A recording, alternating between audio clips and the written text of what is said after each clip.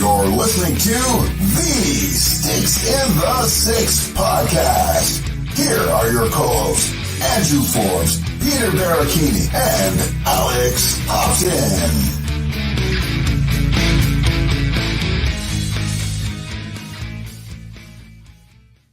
Good evening, everyone, and welcome to episode 151 of Sticks in the Six, brought to you by the fine folks at the Indy Ale House, as well as the Hockey Podcast Network and DraftKings. And boys, good run for the Leafs as of late. Obviously, dropped last night to the last year's Stanley Cup champions, but it's been a good run for our boys in blue. We'll get into that all in a little bit here, but before we do, Alex, welcome back from your trip. Hope you enjoyed it. How you doing, buddy?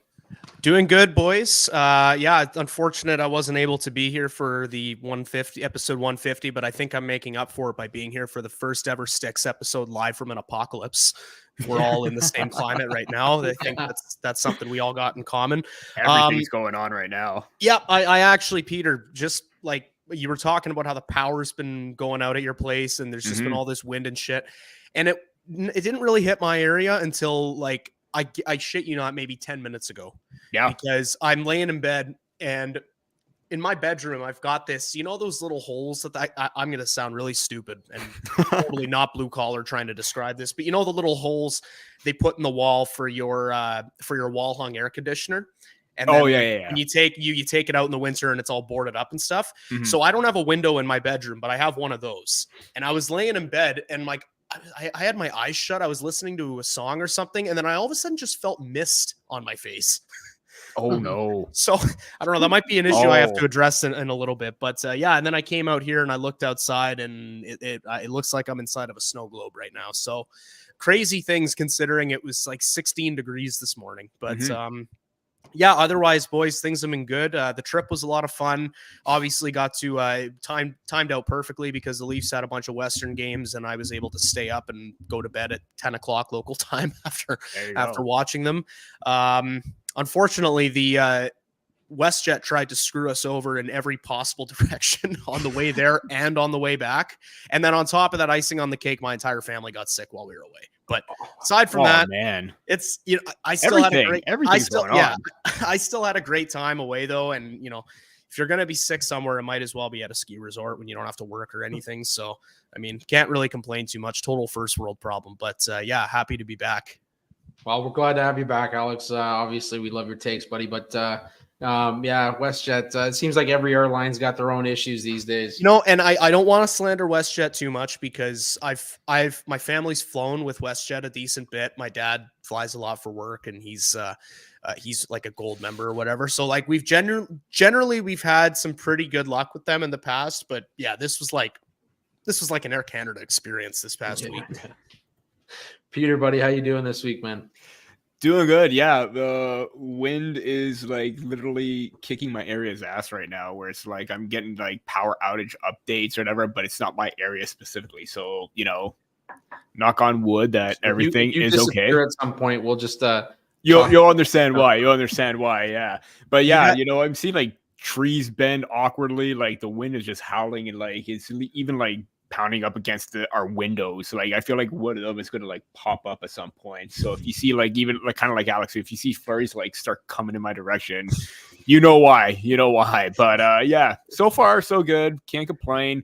Aside from that, boys, I went back and started watching The Office just to get some nostalgia feel about how funny that was. And man, he's hearing everything and watching everything right now with The Office, it's just like it's just comedy gold. It's like very genius right now. And I just finished off the Booze Cruise right now, so I'm on season 2. That was probably one of my favorite episodes and one of my favorite Michael Scott lines at the beginning where he's doing the whole like leader and ship comparison or whatever. And it's just like, how did they come up with that? Like the writing like is just spot on. Hey, boys, by the way, just before we move on to Andrew's past week, if you guys notice that it looks like I've got the actual sun in my room in the top right, you see that? That's your light. That right there? Is that the busted up lampshade? Right there? Yeah. I still haven't gotten a shade for it. I've literally got the sun brightening up my room right now.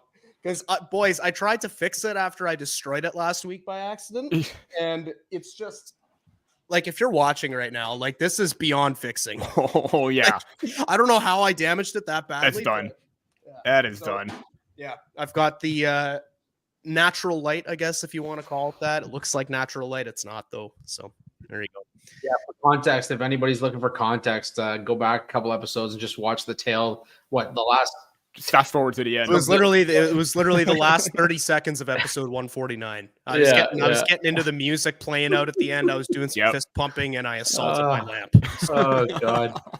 All right, boys. The last couple of weeks I've had a donkey of the week, and I'm gonna give it to myself this week. So I don't know if it's just like getting into my like late 30s now or what it is, but I had a nice little accident the other day where my daughter threw her fork on the ground, so I tried to get in there before the dog licked it to try and pick it up. Anyways, smoked my eye off of the corner of my kitchen bench. Oh no. Hopefully nobody's squeamish here, and this will make people come to the YouTube channel and check this out. But I'm going to show you a picture of what my eye looks like under the lid. Oh, God. Oh. I just noticed that we jumped up 3 viewers as you showed that. Yeah. Imagine you open up the stream. That's the first thing. And we lost them. They're gone just like that. That's amazing. But yeah, so that was I don't know if it's just the man. depth perception. I wasn't wearing my glasses. Maybe I should next time. A little protective gear, but Maybe. yeah, that's my week in a nutshell, boys. I was about to say, it can't be any better than what Matt Rempe is going through right now, right? Yeah. I mean, like, I was worried that I was going to look like him afterwards, but thankfully it's just under the eyelid. So Matt Rempe looks like that after 4 heavyweight tilts. Forbes looks like that after bending over in his kitchen. To pick up a fork. No, but it's just where you got it too. Like that, like the corner of any table. That's just like, pain waiting to happen right there. Yeah. Needless to say, I didn't get the fork. Is your eye bothering you at all right now, or is it? So for the last 2 days, I had like blurry vision. I was like, "That's it. I'm going blind in one eye," and I was like, "Oh God!" And then I was like, "Oh, you know what? It's starting to come back today, so I should be good. It's just a subtle bruise, temporary subtle eye bruise."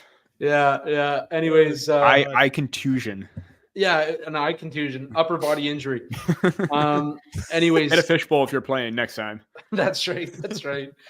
Well, there is some quick league news to get to before we jump into our Leafs. Like I said, lots of Leafs talk to go around this week. But before we get into it, the famous 5 in the World Junior debacle, I guess you want to call it. They have chosen to go with a jury trial. So that's the latest update in that. We're not going to get into that too much. It'll be interesting to see how that goes. I do want to bring up one other thing before we jump over to everything else is did you guys see that clip of Nathan McKinnon calling out those kids on Fortnite? Oh yeah. I didn't watch that was it, from like years ago too. That was years ago. Was it years ago? I think so. And I think the guy was just holding it in the back pocket from I think it was Tumblr, if that's still around or even exists. So Rachel Dory actually tweeted it saying that there's been videos that surfaced of him calling out people for homophobia on there as well. But if you guys listen to it, just check it. Rachel Dory retweeted. I don't know the original account that tweeted it, but basically Nathan McKinnon's calling out these kids for saying, racial slurs. And, it's phenomenal. It just makes you value a person like that so much more. And he's just basically... I was just about to say how the kids don't even know that that's a pro athlete right now calling them out online, and it's probably just putting them to shame. Well, and rightfully so. He literally called them the scum of the earth. He was you guys are horrible people. And it was went on this, and it was amazing. It was honest. So if you get a sec, check it out. Definitely worth the watch. I'm going to throw a comment up here really quickly before we get the Leafs talk. I don't know who he's talking about. I'm assuming Alex, but I don't know who the hell he's talking about. So he does have this Forsberg sash going on. A nice handlebar going down. Kyle, you warm my heart, buddy. I'm gonna, even if you weren't talking about me, I'm gonna assume you were talking about me, because I think I actually during the All-Star game I tweeted out, get Philip Forsberg to Toronto, not for his play but for his mustache. He's got as an I have to come out and say this, boys. I might take some heat for this. As an avid Austin Matthews fan, Philip Forsberg has the best mustache in the league. He does. Mm-hmm. He's got the twirls at the end. He looks like a fucking baker. It's amazing.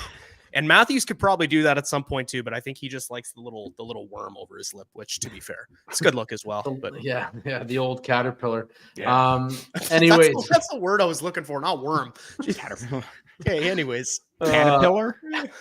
Anyways, boys, Leafs talk. Riley, the suspension. They went 5-0. They made it to 7 games without a loss. Nice little win streak, best in 20 years. And obviously last night took a shellacking from the Vegas Golden Knights, lost 6-2. But over that 7-game stretch, we saw a lot of positives. Line jumbling. We got some depth scoring. That was something that we talked about prior to the win streak that was missing. So Peter, your thoughts on the 7-game win streak, what they did without Riley in the lineup, and obviously, what we could see from that loss last night.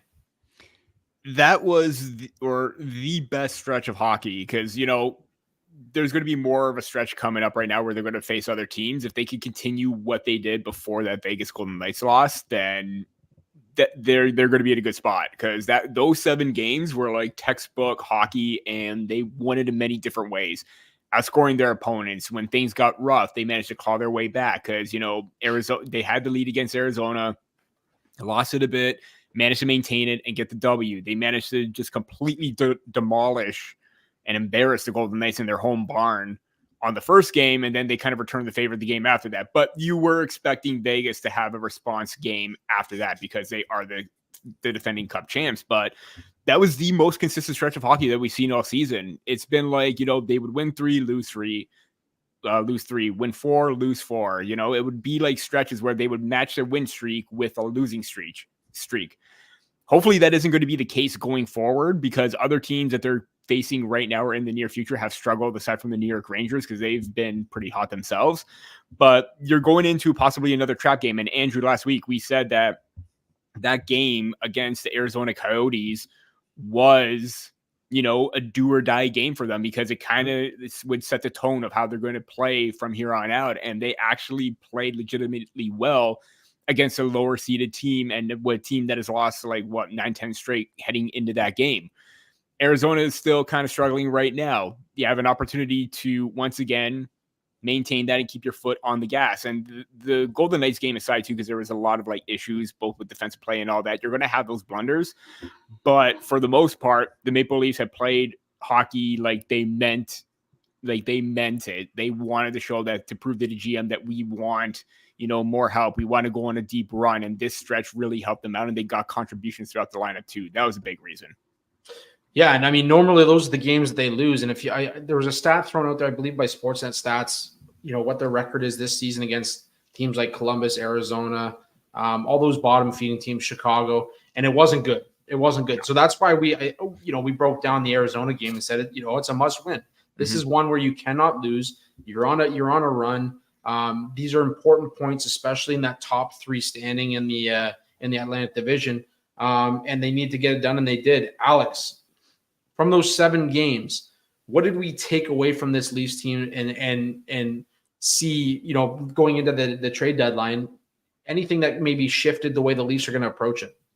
Yeah, I mean, I'd echo everything Peter said. They looked like they gave a shit 60 minutes a night for 7 games in a row, which is the first time we've seen a streak like that from them this season. And I think that absolutely it was a message to the GM saying, listen, well, I think it was a message to the GM, but I think it was also a message to themselves saying, listen, we can't get pushed around like that. And we're not going to talk about the cross check for the 7 billionth time, but when something like that happens, you got to respond, because it's not just about, being mad that your team's losing the game and taking some frustrations out. It's about, the pride in the logo, the pride in your team. And it's about showing other teams that you're not going to let people walk all over you. So I think for them to take that winning streak and go and play their best hockey this season with the guy who got suspended out of the lineup, I think was a real message to themselves, showing like, listen, this is not just a couple of guys in a locker room in the core four. This is like, we're a team. We're building something here. We want to build something that goes beyond the regular season here. And to do that, we need to show some balls, and we need to show each other we can stick up for each other. So, I think that the play was just, I think it's just one of those things where you start seeing guys around the lineup contribute. Obviously, the first game back or whatever from the suspension, was it the first game back that Bobby McMahon got the hat trick? The first game against St. Louis, or was that the second game? I think it was the first game. First game. Because Matthews got so Bobby McMahon gets the hat trick against St. Louis that first game. And then you've got Austin Matthews obviously potting 2 hat tricks in a row in the following 2 games. And then, you're starting to see Max Domi score more. You're starting to see Tyler Bertuzzi score more, which we'll get to later. And I just think that there's so many variables here. And when you start getting those contributions from all around the lineup, I feel like it just really gels a team together. And, you take that along with the momentum that you get from winning all these games in a row. And at this point, I mean, I don't know why they can't play that brand of hockey for the rest of the season. And, Peter, you mentioned that losing that game to Vegas, I don't want to say it should have been expected, but at the same time, you should not be going into your second game against the reigning Cup champions in 1 week thinking that you're going to win. Yeah. Or at least they did have a good start too. And they did. They had a good start, but it became apparent after a bit that Vegas just, I don't even want to say wanted it more, because I don't think the Leafs' effort in that game was bad. I just think that, Vegas is a damn good hockey team. Yeah. And I feel like every time the Leafs play bad against a good team, it's like, yeah, okay, I understand the Leafs have a great team. You want them to succeed. You want them to show up teams every single night, but there are other teams in the league that are good too. So, I mean, yeah, exactly. So you pile those things together. Beating the Vegas Golden Knights twice in a week was going to be a tough task from the beginning. So I'm not even really mad that they lost that game, but I do need to see this effort continue. And they can't fall back into old habits now, and they can't go back to, taking games off and losing games to bottom feeders and taking their foot off the gas and, allowing teams to crawl back in games, because they did just about everything perfectly over that 7-game stretch. And now that we've seen that they're capable of doing it with a depleted roster, why can't they do that with a full roster? Right. So as long as they keep those efforts up, I'm happy. I need to see it more than over the course of one winning streak. Yeah, I think, you guys nailed it. Going back through the streak here, 4 goals, 4 goals, 9 goals, 4 goals, 6 goals, 7 goals, 4 goals. There was a lot of Matthews. There's a lot of Nylander sprinkled in there, but there was a lot of depth scoring sprinkled in there as well. Even last night, Ryan Reeves gets on the score sheet again.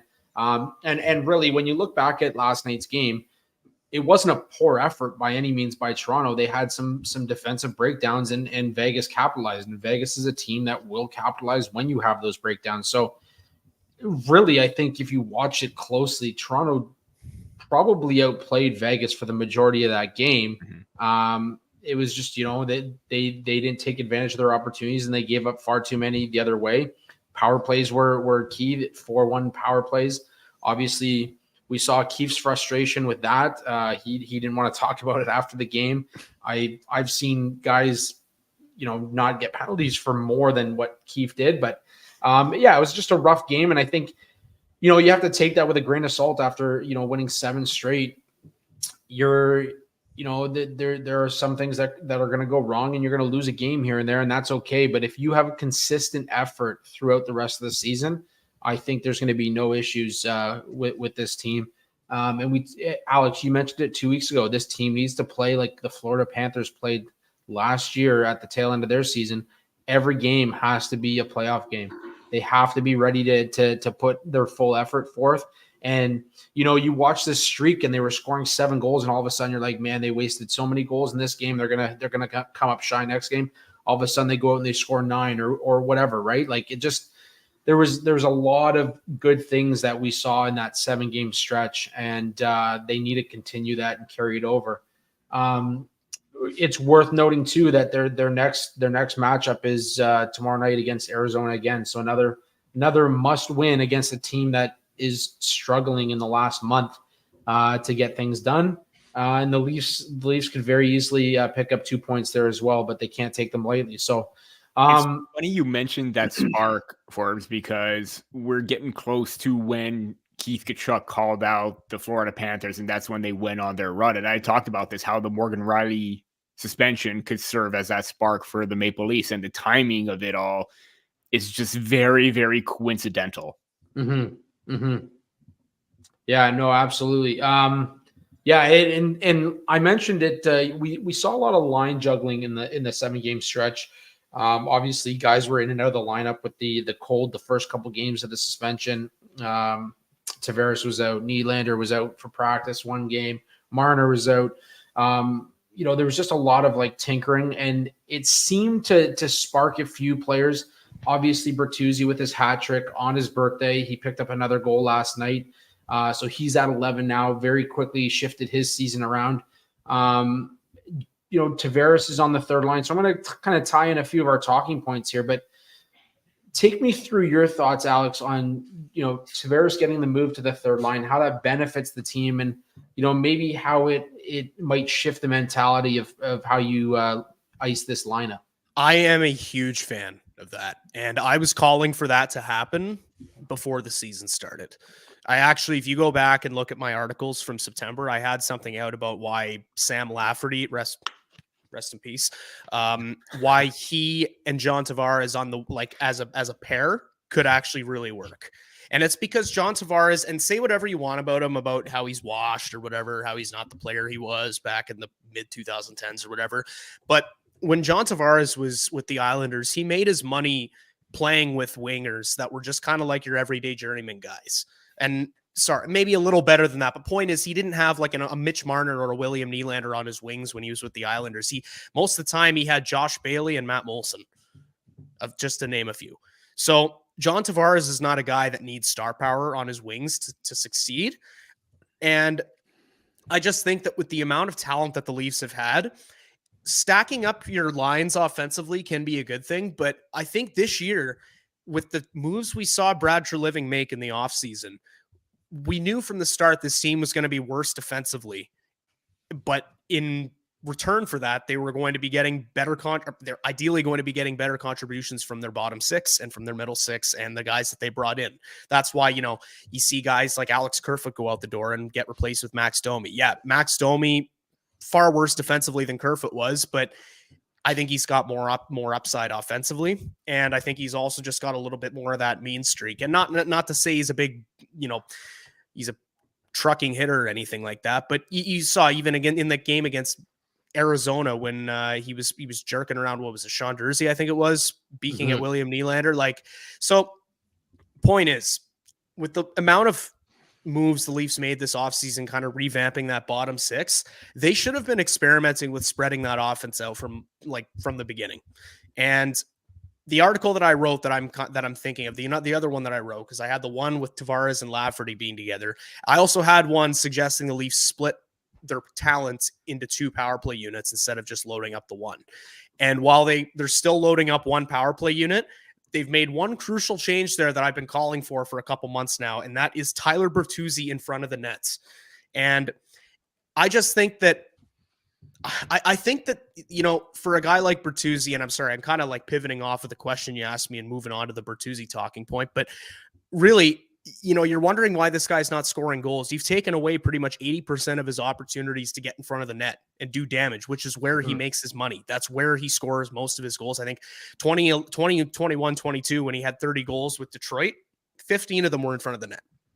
So I think that in bringing in all those guys offensively, you have the ability to spread offense out, and you don't have to worry about, it's not one of those things where if you had put Tavares on the third line 2 years ago, his wingers would be Mikheyev and Engvall, right?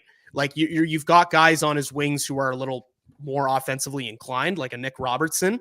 You've got guys that are like, they're younger, like they're not safe in the lineup per se. Like they're playing every day as if like they can be taken out of the rotation.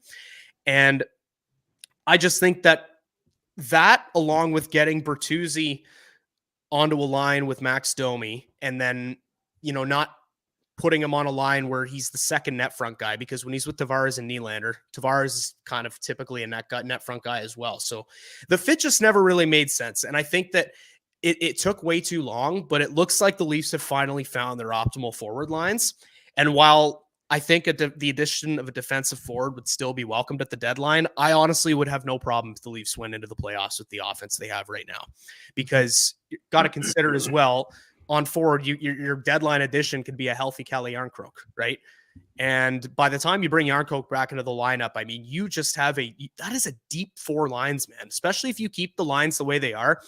Basically, keep that top six. You got Nyes, Matthews, Martin, you got Bertuzzi, Domi, Nylander's your top six. Now imagine taking Calle Järnkrok and putting him on the third line with Robertson and Tavares, and then dropping Bobby McMahon down to the fourth line with Kampf and Holmberg.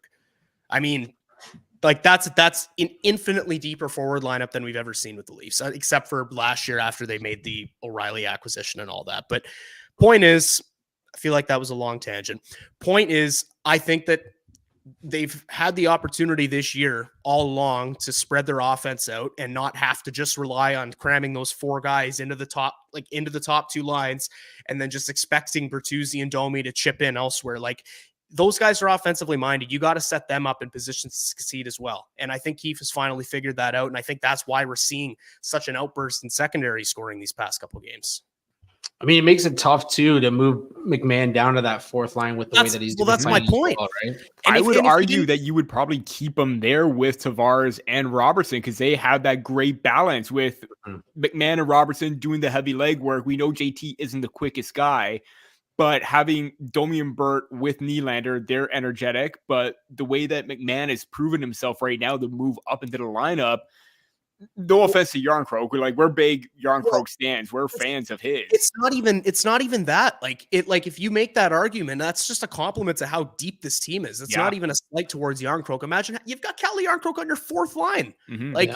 And with Cam picking it up and Reeves playing like he has the last few games, or even since the actual cross check or whatever, since the suspension happened, he in two instances he outmuscled the Golden Knights D, a 1-on-3 for a shot on goal, and then he scores a goal later in the game.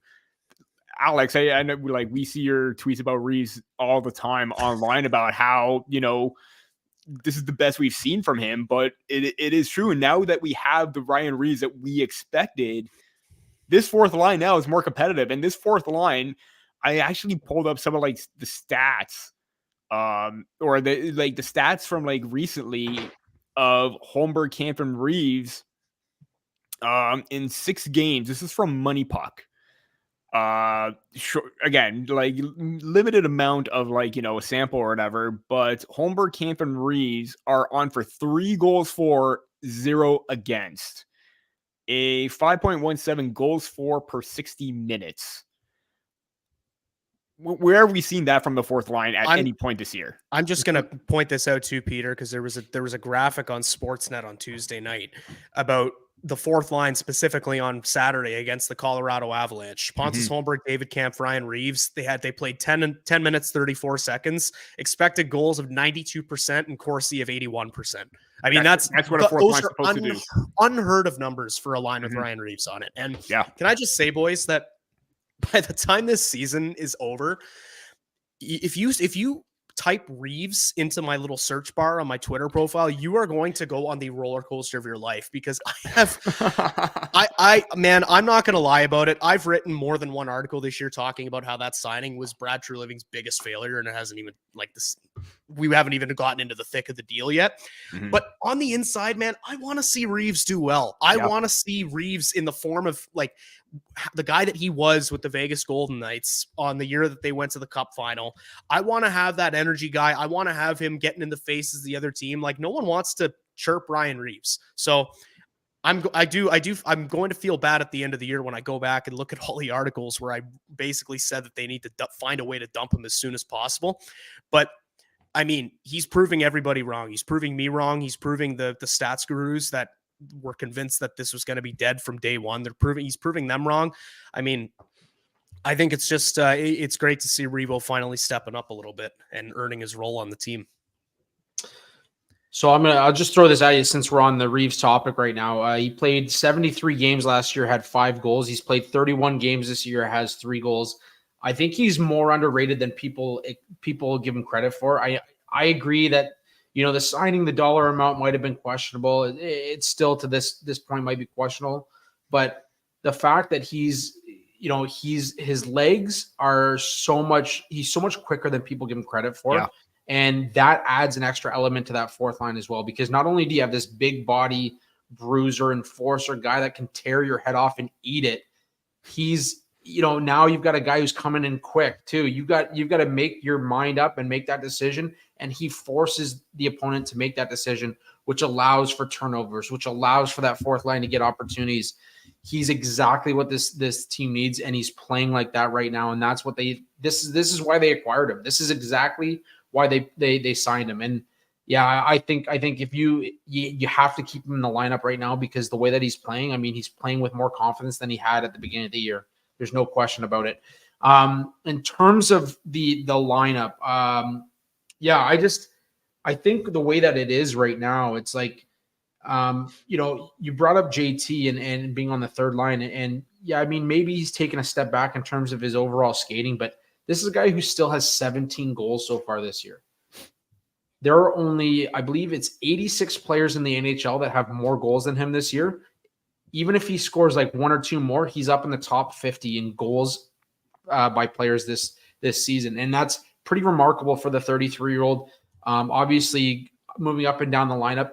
My biggest criticism of Sheldon Keefe from day one has been, his manipulation of the lineup, the way that he moves players around and never seems to stick with the same guys, except for maybe those top 2 lines. And I think what he did over the last 7-game stretch is exactly what he needed to do when he had those guys out of the lineup. He was literally throwing shit at the wall and seeing what would stick, right? Like that's close your eyes, throw a dart. Okay, well, you're on the second line tonight, and it worked for him, and it allowed for him to get a better feel for some of the players like Bobby McMann.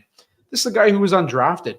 This is a guy who, we talked. I think I wrote an article last year about, my Leafs prospect report, and I put Bobby McMann in there, and somebody wrote back and was like, he's 27 years old. He's not a prospect anymore. And it's like, yeah, but man, like this is a guy that has never had the opportunity to play. He's still,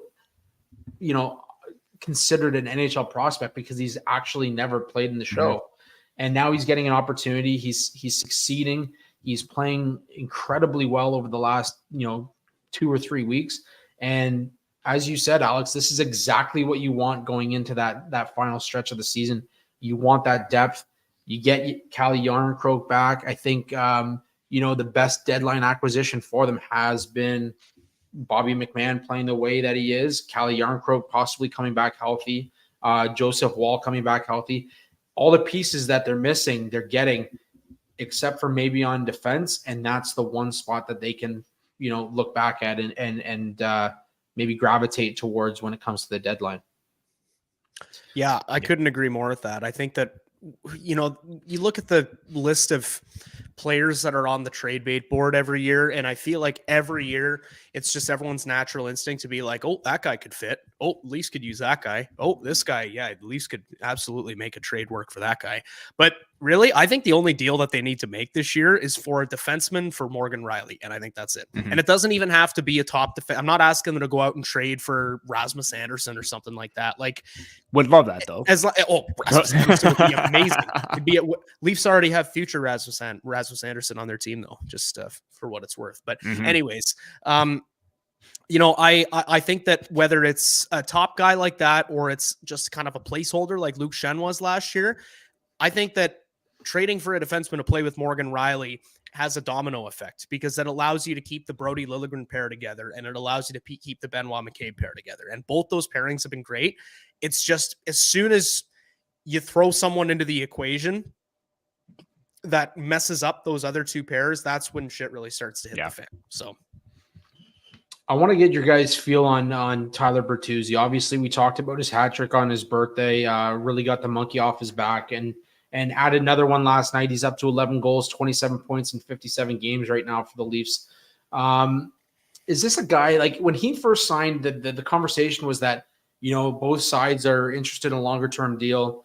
Obviously, the first half of the season didn't go the way that either side wanted it to. But Alex, I'm going to throw it to you first. Is this a guy that maybe they look at and has the potential to re-sign in Toronto, maybe at a lesser dollar amount than what was first thought of? I mean, I want them to re-sign Tyler Bertuzzi because I think that if you bring him in, you've basically got a left side over the next however many years of Matthew Nyes, Tyler Bertuzzi, and eventually probably Easton Cowan. And we'll talk about Cowan a little later, obviously. But I've been on the train of trying to get Tyler Bertuzzi signed long term here for a while. I think he's the type of guy that they've lacked for a bit, and I think now that we're seeing him at his best, he's officially starting to look like the guy they looked like. He's starting to look like the guy that the Leafs wanted on July 1st or July 2nd, whatever it was when they signed him.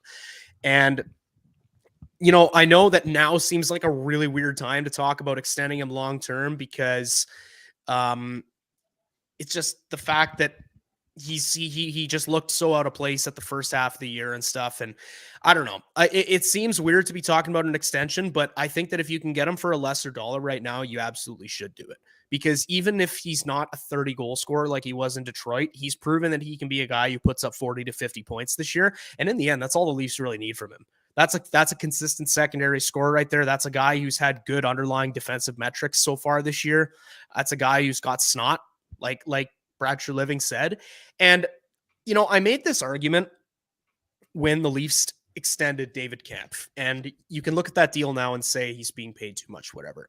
I know people aren't into that contract whatsoever, but I think that it's really, he got a $900,000 raise and the cap's going to go up. So anyways, that's a discussion for a different day.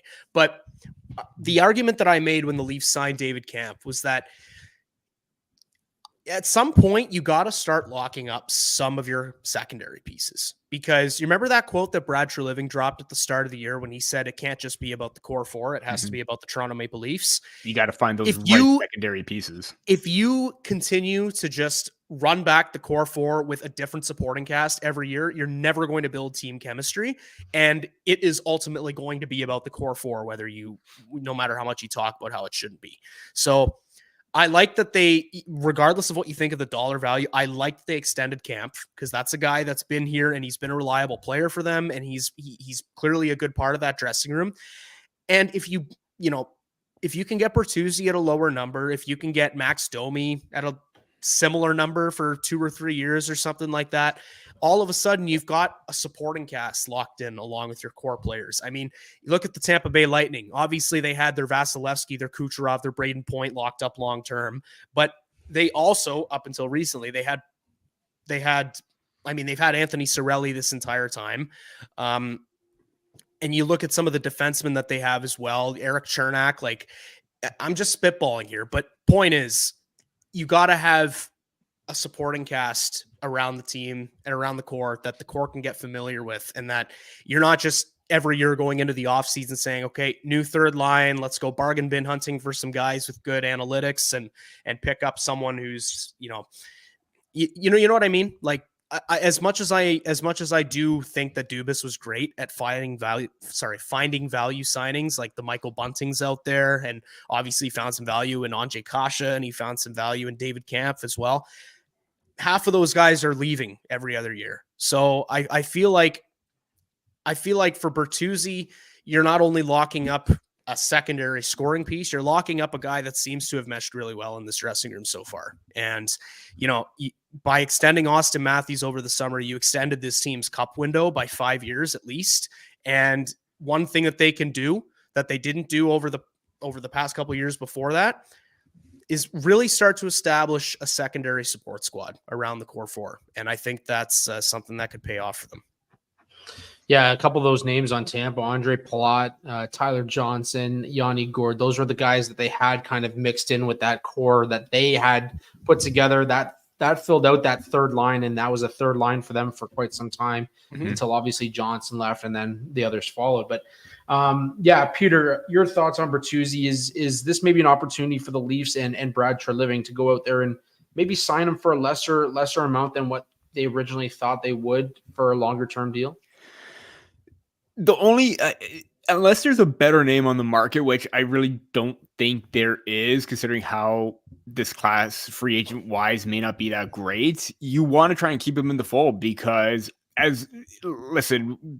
Bertuzzi has had the worst luck of pucks not going in, bouncing off posts.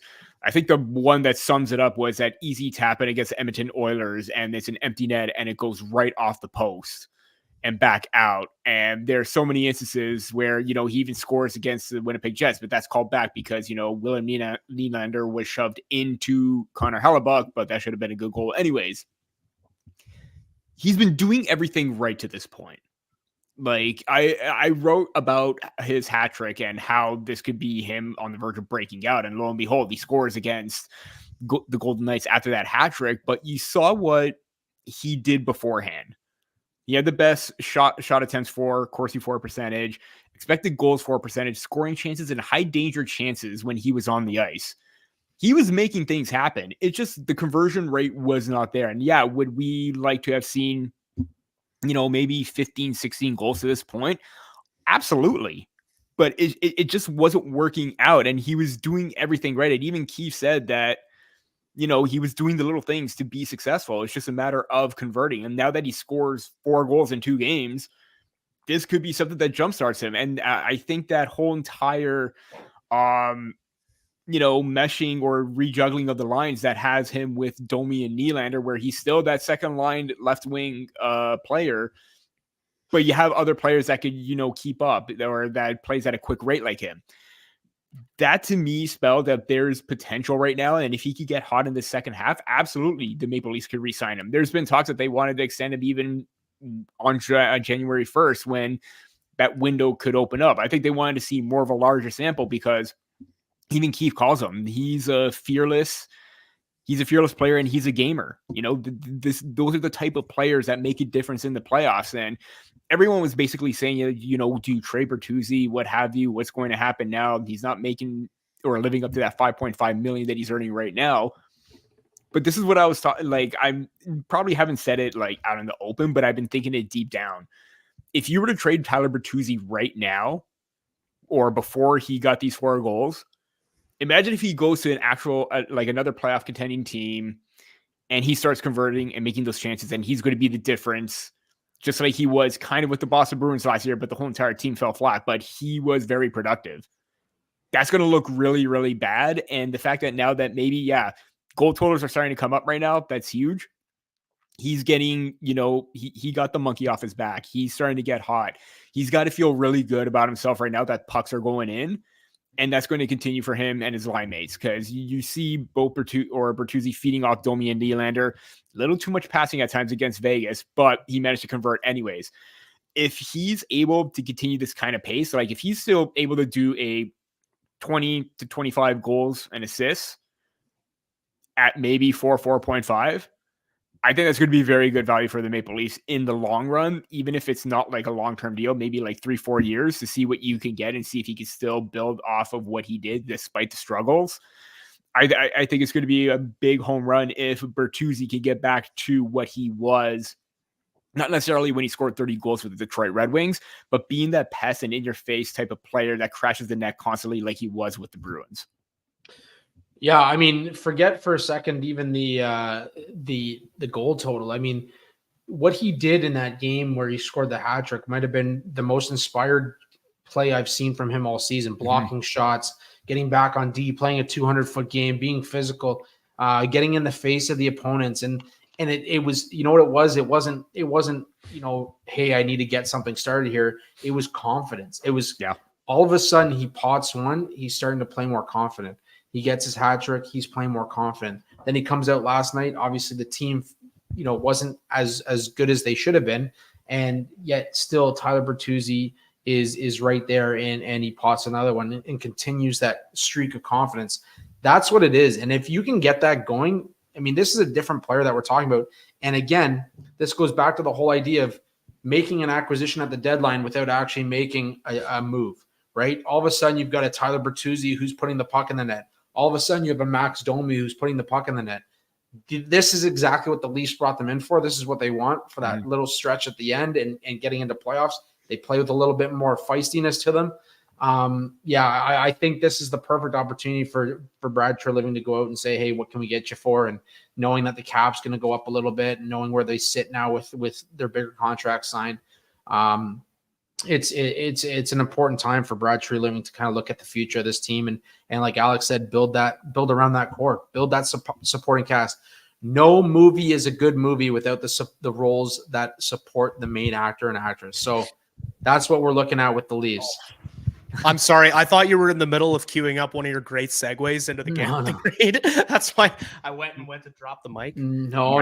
But before we jump to the next topic here, fellow writer over at the Hockey Writers, Haynes Evans, covers the Arizona Coyotes for the Hockey Writers. 3 great guys talking some hockey right now. When will I get my invite? Well, missed opportunity. We should have had him on today. Yeah. I was thinking the same thing as soon as I saw your comment, Haynes. Definitely a missed opportunity. We'll have to get you on. Maybe we get him on next week. The ball there. Sorry about that, bud. Talk some Yotes next week, maybe after the talk a little hindsight Yotes, especially if we lose. What did we do wrong? But especially when we lose, you mean? They're not winning 2 games against Arizona this year, man. Don't kid yourself. Yeah. So Haynes, definitely we'll get you on. Thanks for tuning in, buddy. And with that, boys, we'll look at the lines, Arizona and Toronto, as we get into our quick word from the DraftKings Sportsbook. Great sponsor for us at THPN.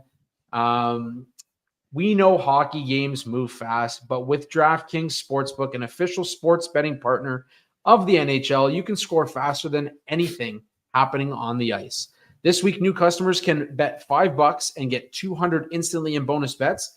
As I mentioned, head over, look at the games, the lines for tomorrow. Toronto, Arizona. Arizona's in town. Toronto's paying -250. If you like the over-under, 6.5 goals, which is very, very much likely.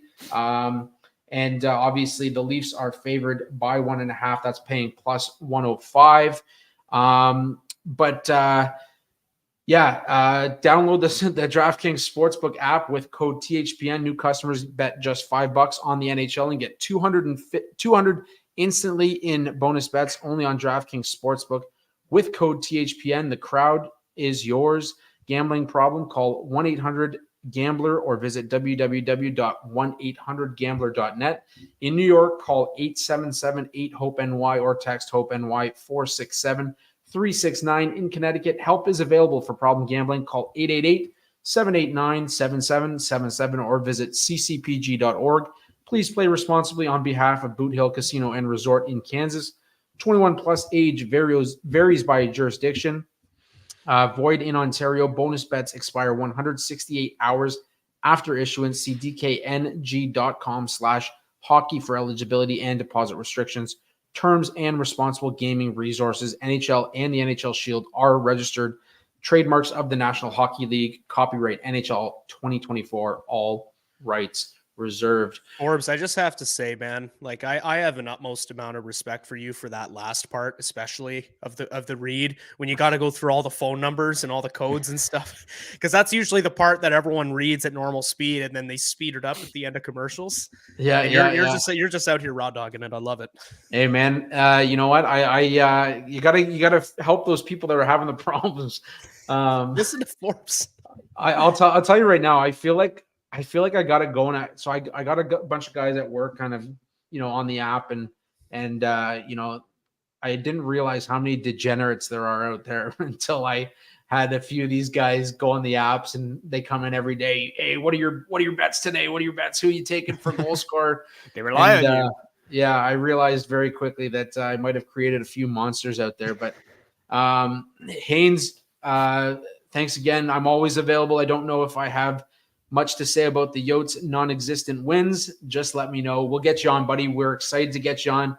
Always good to add a face to another one of our fellow writers, our fellow hockey writers. So definitely we're going to get you on, buddy. And as I said, appreciate you tuning in. Guys, before we close it out here, just a couple last things about our Leafs. The trade deadline is obviously coming up March 8th, I believe it is. Leafs obviously with what we've talked about, the focus for this team has to shift to D. Peter, you did write a piece about what the Leafs are looking for. A few names that you want to throw out there. Let's throw it to you first, buddy. Yeah, it's funny because about a few weeks ago, Chris Johnson mentioned, the Maple Leafs being in on Sean Walker, but also a name that I really liked at the beginning of the season. That was Alexander Carrier from the Nashville Predators. And obviously both are puck-moving defensemen. Both have the speed and the transitional play, but I feel like Carrier might be more of a flyer and more of a player that you could probably pay less to get than, let's say, Sean Walker, because I think the asking price is still going to be high. But Carrier has a lot to prove because he has been on the decline, but his underlying numbers are very well. So he's a guy that I'm thinking that could be like it could slot in as a 4 to 6 kind of D-man, right-hand shot, a little bit undersized, but he's still very competitive. I do like Nick Seeler. I think he could be another option that could be very cheap to get. I feel like, he's got that rough and tough bruising mentality that, Simon Benoit plays with, but he's basically the same type of player as Benoit. I think he would be a very good complementary third pairing defenseman. And if the Maple Leafs want to go for, term, there's probably some talk, not necessarily some talk, but a lot of people are talking about, possibly going after Adam Larson or Will Borgen in Seattle. Both players have one more year on their deal after this one, which would be more likely to be able for them to pay that first round pick as opposed to paying it for, let's say, Chris Tanev, where, there's still that uncertainty where he's got his injury history. Are you going to resign him in the offseason kind of thing?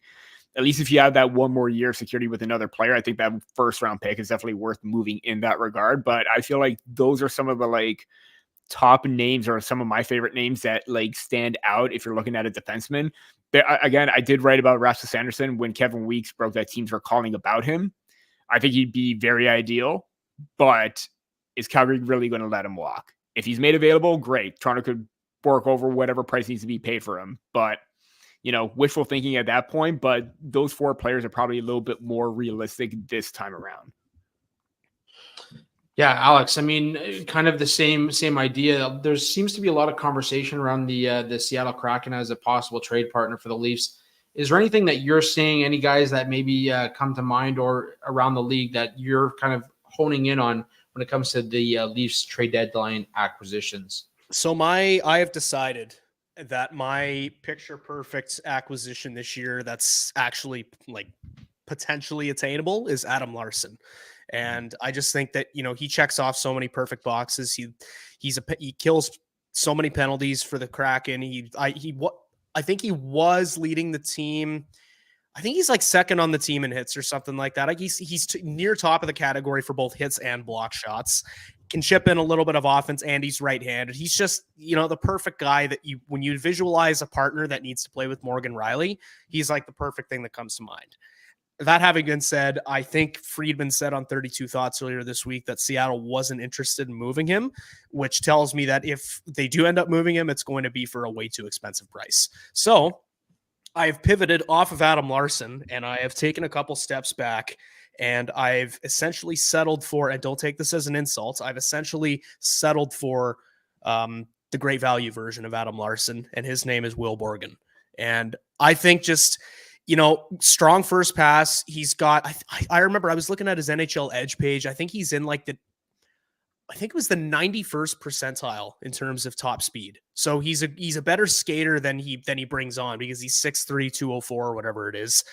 And he basically does all the things that Larson does. He doesn't bring as much offense though, from what I gather. So, I mean, you're looking for to pop off. Yeah. You're looking for a guy who's got term. You're looking for a guy who's right-handed, who's physical, who can block shots, who can play alongside Morgan Rielly. I think Will Borgen fits that bill perfectly.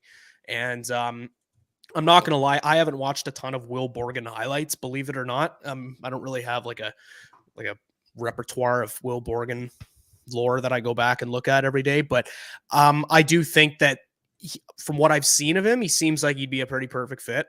And I don't think that's, I don't see this guy going for a first round pick. So I think in terms of affordability and in terms of every other aspect of his game that the Leafs are looking to fill, I think he could be a pretty perfect fit. Yeah, going back to your thought about Larson and what Friedman said, I wonder how much of this is like, teams kind of fronting like where they stand on certain players to see if they can kind of draw more out of a trade in an instance where they move that particular player. I don't know. Obviously, he's an important piece of Seattle's lineup and veteran leadership as well, but. It's interesting because his name wouldn't float out there unless it was something that like there was a potential that he could be moved. Another guy I want to throw out, I like the Borgen pick actually, but another guy that I'd like to throw out is Jamie Alexiak. And the only thing with Alexiak is his cap hit right now is 4.6, I believe, for the next 2 years after this season, and he does have a modified no trade clause, so. It would have to be a conversation, I think, before it would happen. But he's another guy that I think fits well with Morgan Riley, and he's more that defensive stalwart. He leads the team in hits, and I believe he leads the team in block shots as well. But he's a guy that I think the Leafs had some interest in a couple of years ago, and just it didn't work out. But definitely a guy that would bring a lot to the team as well. So. Other than that, I do want to touch on Easton Cowan, as you had mentioned. Before we do that, Joseph Wall had his conditioning stint in the AHL with the Marlies. Had a good outing, looked well, played well. Now he's back up with the team. There's a lot of conversation about the Leafs possibly running with 3 goaltenders. Obviously, Jones, for the most part, has done the job that he's been asked to do. Alex, your thoughts on Wall coming back? Who gets to start tomorrow? And are the Leafs running with 3 goaltenders? Who gets the start tomorrow? If Wall, so here's the thing. He's back from his conditioning stint, but he hasn't been taken off the IR yet, right? Like they're still kind of leaving things up to him. So if Wall can't go tomorrow, then I think Samsonov's still the guy. I think you have to ride him with confidence because I think he's someone who really relies on. I don't want to say relies on, but he's a guy who he can use the support when he's struggling. Like he always thrives off of the confidence from his coaches and things like that. So I'd probably start him, and I still think he's been playing pretty well lately, aside from his last couple games. So I'd start him. Overall, though, I think that once Joseph Wall gets back, it's just going to be what it was supposed to be at the start of the year. Just ride the hot hand. And if one guy is evidently doing better than the other, then you got to ride whoever's playing better. So great to see Wall back. I would think that if he comes back healthy and fresh and comes back the way that he played in the AHL, I know that's not really a great place to take a sample size from, but if he comes back and he ends up hitting the ground running, I think that a goaltender who can step up and make these saves and give the Leafs a performance like that night in, night out could be the best thing for this team right now. So interested to see how that plays out. Peter, your thoughts on the Wall situation and whether or not the Leafs run with 3 goaltenders? I want to go one step further. And what if they run 4 goaltenders and Matt Murray makes a miraculous comeback?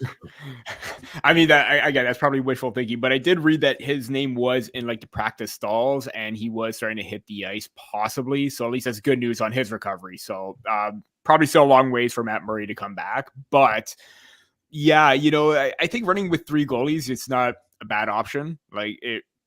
Because you still run that risk of losing that depth that Martin Jones has had, because he's had a lot of terrific outings. And if he gets placed on waivers, somebody picks him up, there goes your 3rd goalie. So you might as well want to keep all 3 up as much as possible. And if it means losing sending a defenseman or a forward down to keep Jones up, so be it, because you want to keep that depth there. But when the playoff time comes around, you could expand that roster just a little bit. So I think you got to go with Samsonov because he has carried the load and he has looked impressive since that, being sent down, how well he has played to this point. But if Joseph Wall plays like he did in that conditioning stint in his first game back, then you got a very dynamic tandem going where hopefully it doesn't go to Samsonov's head where he probably had that struggle where he had another guy competing with him. But then again, it was kind of the same thing last year with Matt Murray. So hopefully both of them can help each other out, feed off each other, and both have good stretches down this run.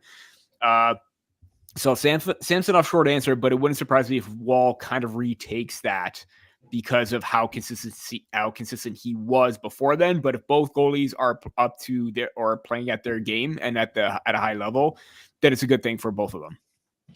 Yeah, I mean, I think you have to run with 3 goalies right now. Like I said, I think, Martin Jones, obviously his numbers are, average, I guess. But, he's done exactly what you've asked him to do, kind of come in there and be the Band-Aid fix while you were down Wall and Ilya Samsonov. Obviously, he was out for a little while too with his conditioning stint as well. So, I mean, I think that's something you have to consider, especially with how things went last year in the playoffs. You have to have that extra goaltender on the roster.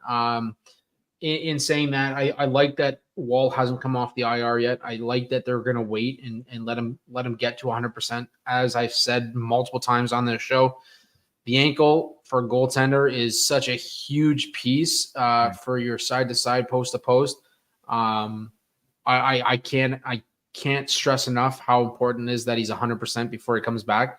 And I think for the time being, Ilya Samsonov is going to get the job done. I think, like you said, Alex, you got to run with him tomorrow and let him kind of bounce back off of what was a rough game for him, and give him the opportunity to come back and gain back that confidence. He's a guy that's that feels that confidence and runs with it and allows it to drive his game. And if he loses it again, all of a sudden you're back to square one with him. So, I think that's where we stand with that. Boys, before we close it out, one last thing. Peter brought up a great little, I guess, quote from Sportsnet prospects analyst, we'll call him, Jason Bukala. Today on the Fan 590 was speaking about Easton Cowan and the London Knights, and kind of talked about where Easton Cowan would go in this year's draft based on what he's done in his draft plus 1 year. So Peter, I don't know if you want to quickly play that audio and then we can kind of run off of that. Yeah, so this is off of the JD Bunkus podcast, which was aired or posted on the Sportsnet 590. So this is the way to start it is, okay, Easton Cowan, if he was in the draft this year, where would you slot him? Like, is he a top 5 pick if he's in the draft this year then? Oh, he's a top, and that's a great question. So he's definitely a top 10 pick in this draft cycle based on what I see for the quality of this draft. Like, Cowan can score more than Nyes is going to score, but he's going to play with he's going to be Nyes light in the hard areas. He's going to be tenacious. He's going to be in the fight. You know what I mean? Like along the wall and doing those types of things. I've used this loosely, and I don't want everybody to get too excited, but he's kind of like a modern day version of like a Darcy Tucker. Like, Darcy Tucker's era was different. The game was played different back then. Mm-hmm. Understand that now, you know how Tucker was always in it? Like, this guy's going to be always in it, and he's going to score. So that's why he's a top 6 for me. Hey, Jason. Yeah, so I mean, take that for what you will. As he mentioned, like, take it lightly, the comparison to Darcy Tucker. But Peter, your thoughts on Easton Cowan, what he's done this season, and obviously a prospect that I don't think the Leafs are going to give up at any point in the next little while. Yeah, I again, Jason said, do take this lightly and not get carried away, because we would all love like a Darcy Tucker player to be back. Obviously a little bit more offensive upside than maybe what Tucker had, but you see the similarities in the game. He is tenacious, and watching a lot of London Knights games for Sam Dickinson and Sam O'Reilly for the draft this year. That whole team is feisty. They're not afraid to throw their own weight, and Cowan is not afraid to mix it up himself. So the fact that he's got that, snot, piss, and vinegar mentality that Treliving preached even after the draft, shows that, he's basically the type of player that they wanted. They had him circled. They had him penciled as their pick because other teams did as well. The fact that he's possibly maybe top 10 or like a little bit high, maybe personally a bit of a stretch, but he's definitely worthy of being a first rounder, maybe top 15, top 20, if that is the case, based on the way that he's played and how consistent he has been. Because he's being used in every single situation, power play, penalty kill, game breaking situations. He's been very clutch at certain moments with game winning goals.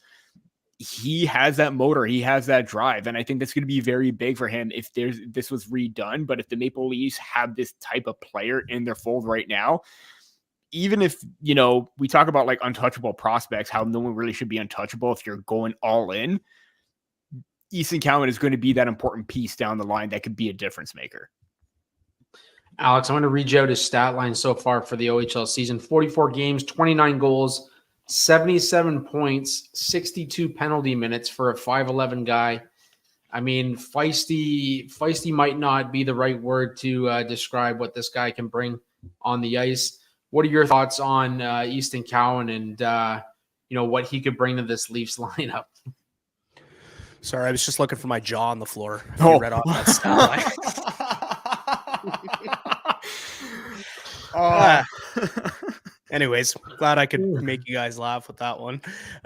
We're all wondering what the hell is going on. Anyways, big Easton Cowan guy. Man, if you go back and find the footage of me and Kyle from Hockey Podcast Network, we were reacting to the draft. It was when the draft was going on, and he was bringing on a rep from each pod to kind of react to the pick as it happened. And I looked visibly disappointed when they picked Cowan. And I mean, I'm going to be totally honest with you. I had no idea who the guy was, which was embarrassing for me in hindsight, because I'm not in the same level as you guys when it comes to prospect knowledge, but I'd still like to think I've got a decent handle on prospects year in and year out. So for them to announce a name I had no idea, like I'd never heard of before, was a little embarrassing for me at the time. And then also just it didn't make me feel good, because I'm thinking, and you read into it more and find out that he was projected in the third round, late second round at the most, and that it was a bit of a reach.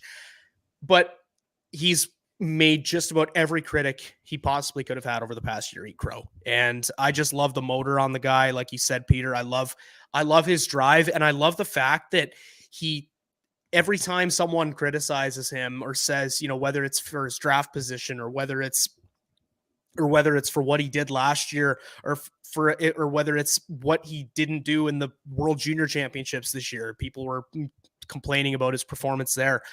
I mean, I think that every single time he's done that, he's come back and he's faced some, I think every time he's faced some criticism, he's come back and he's played stronger than ever. So I love the blue collar mentality that this guy has. I love that he doesn't take things for granted, and he knows that, this guy is from Mount Bridges, Ontario, right? You're not talking about a guy living in the white collar streets of the GTA, silver spoon fed. Like, this is a guy who had to work and work and work to get to where he is right now. He didn't even play in the OHL, I think, until his draft year. Correct me if I'm wrong, Peter. I think he was playing in Junior B the year before, Junior A, whatever. Played seven games prior to his draft year. 2 points in 7 games, but he was playing for the Kamoka Kings. GOJHL. So, like, you're looking at a guy who he wasn't even playing in the OHL. Sometimes in the draft, you have guys who've been in the OHL for 2-3 years already by the time they get drafted. Cowan was in his first. He was in the OHL as a rookie when he was drafted. And now we're talking about a guy who the Leafs might, honestly, with the amount of cap space that they might not have next year, they might need him in the lineup, just at least for the first 9 games. I think at this point we're looking at a situation where he gets at least the Fraser Minton treatments and he joins the lineup for 9 games or what have you. So yeah, big fan. I love the comparison. And if the Leafs sniff anything close to a Darcy Tucker type, I think everyone will be jacked. So you took the words right out of my mouth. I think I don't think there's any question that he doesn't get 9 games to start the year next year. I think right now, like what he's doing in the OHL, this is where that rule where they can't play in the A if they're young enough to play in the OHL, it comes into play. I think right now he's almost too good for the OHL. He's playing in every situation. If you watch what he's doing, he reads the game so well. He's intelligent. He has an incredible hockey IQ. He's a possession guy. He literally does everything so well at the OHL level that I think honestly it's a detriment to his development to be playing there right now. I said it before the year, or 10 games into the year, that this is a guy that should get 100 points this year. Aside from the games that he missed with the World Juniors, there's no reason why he wouldn't have hit that 77 points, like I said, and he's gonna make some noise in the playoffs for the London Knights as well. So I don't see there being any way that he doesn't get at least a handful of games to start the year next year. Again, I don't know if I'd throw him top 5 in this year's draft, but certainly he'd be making an argument to be up there. If he wasn't top 5, he'd be right on the cusp. And he does play with a little fire. I think you have to at that size. And like you said, he's a blue collar type of player. He fights for every inch of the ice that he gets. And man, if he's anywhere close to Darcy Tucker, it's going to be a fun time watching this kid come up. So imagine an incident happens when he's on the ice and someone pokes him from the bench and he just goes after him when he's on the ice. Man, that is definitely going to be something to watch. Or hammers a player like Tucker did with Kapanen. Boys, unrelated, but Ryan Leslie of Sportsnet just tweeted the eyes emoji with nothing else. So just throwing that out there.